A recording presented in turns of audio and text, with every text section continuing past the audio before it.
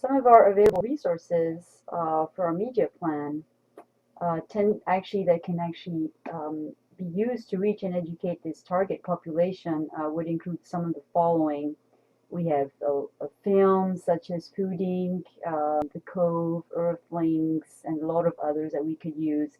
Special topics lectures, guest speakers, student activity, club film nights, serving special menus in the college cafeteria such as the Meatless Monday, and many others. This particular media plan actually has long-term goals of over 3 years or more, and it would consist of developing a sustainability program on our college campus, and eventually developing a class in the sustainability, which would lead to a complete curriculum in the field. The key messages to be presented: sustainability is very important, and nutrition and sustainability are inextricably linked. Changes in one can potentially have a significant impact on the other. I've actually already developed several lectures that are actually called Nutrition as a Link to Sustainability, and they've actually been very popular with my students. Those are the 2 nights that the classes are always full. The students do find it very interesting to see the relevance between and the interaction between nutrition and sustainability. It is not difficult to incorporate daily sustainability practices and develop sustainability on campus.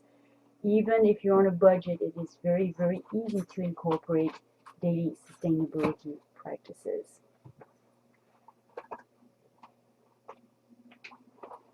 Some example of a short timeline could be, for example, we could have developed a recycle a mug program, and the cafeteria would give a discount to the students who bring their own mug and send 0.50 cents from each mug to an organization such as National Fish and Wildlife Foundation. This is a very easy program to implement in the college cafeteria. Offer Meatless Monday campus cafeteria in order to encourage students to eat lower on the food chain. Again, this would be something that's very easy to do. Launch a new sustainability website, a comprehensive resource for students, staff, and faculty. Again, these are things that would be very easy to do, and they would just take a little bit of discipline and I think a little bit of time to actually be able to achieve all of this. What I've tried to do in a short amount of time is to explain to you why sustainability is a most important issue and an urgent one. I have gone over a short synopsis of my situational analysis and some of the highlights of my media analysis.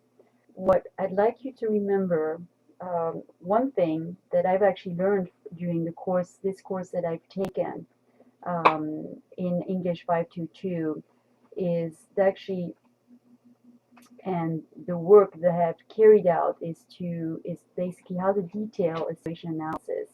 This is something that I found to be most challenging and rewarding. I've also learned a lot. I've learned how to write a grant proposal, which is something I was not aware of before. Some of the next steps I anticipate taking on this particular projects are actually to increase sustainability awareness on my campus and to perhaps eventually go to my dean and actually start and asking him to allow me to develop a class on the principles of sustainability. I would actually like to leave you with the following thoughts. Ecological footprinting analysis reveals that 1.2 planet Earths are needed to cope sustainably with the world's current levels of consumption and waste. If everyone in the world enjoyed the same lifestyle as the average North American citizen, 5 planet Earths would be needed. How are we supposed to come up with that much space? I'd like you to think about this because, as I said, a lot of us take everything that we have every day, and perhaps one of these days, these resources might be gone. My main concern is actually water, because when water is depleted completely, there will be no other way of making water anymore once the surface water and the groundwater resources are gone. Thank you.